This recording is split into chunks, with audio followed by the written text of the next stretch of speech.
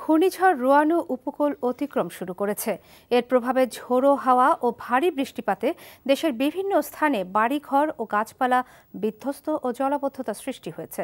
ভোলার তজুমুদ্দিনে 2, চট্টগ্রামের সীতাকুণ্ডে ঘর চাপায় 2 জন এবং পটুয়াখালীতে 1 জন নিহত হয়েছে। আহত হয়েছে অর্ধশত। উপকূলীয় এলাকা থেকে বাসিন্দাদের নিরাপদ স্থানে সরিয়ে নেওয়া হয়েছে। বিস্তারিত ডেস্ক রিপোর্টে। ঘূর্ণিঝড় রোয়ানুর প্রভাবে দেশের বিভিন্ন স্থানে বৃষ্টিপাত ও ঝোড়ো হাওয়া বয়ে যাচ্ছে।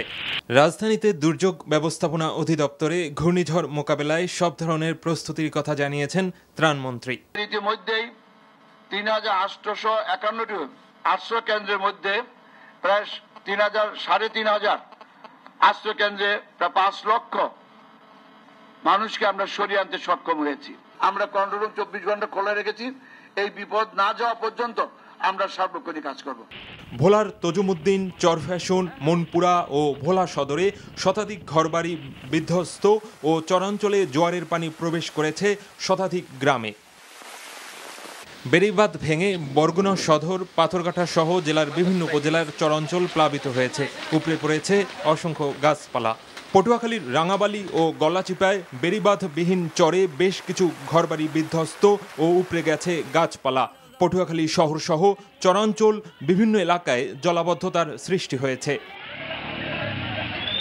কক্সবাজারের বিভিন্ন উপজেলায় বিধ্বস্ত হয়েছে বেশ কিছু ঘরবাড়ি ও গাছপালা। চরাঞ্চলের লোকজনকে নিরাপদ স্থানে সরিয়ে নেওয়া হয়েছে। সাতক্ষীরার শ্যামনগরের গাবুরা ও পদ্মপুকুর ইউনিয়নের 11,000 গ্রামবাসীকে সাইক্লোন সেন্টারে সরিয়ে নেওয়া হয়েছে। ঝালকাঠিতে নদ নদীর পানি বৃদ্ধি সহ বিভিন্ন এলাকায় গাছপালা উপড়ে গেছে। বন্ধ রয়েছে বিভিন্ন এলাকার বিদ্যুৎ সংযোগ। বরিশাল ও খুলনা শহরের বিভিন্ন এলাকায় জলাবদ্ধতার সৃষ্টি হয়েছে। ঘূর্ণিঝড়ের কারণে বন্ধ রয়েছে অভ্যন্তরীণ নৌ চলাচল।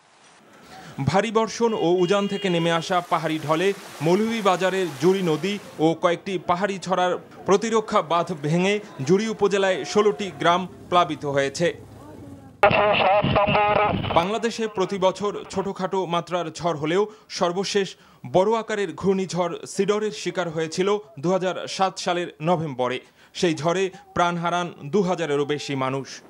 শওকত করিম, NTV নিউজ ডেস্ক।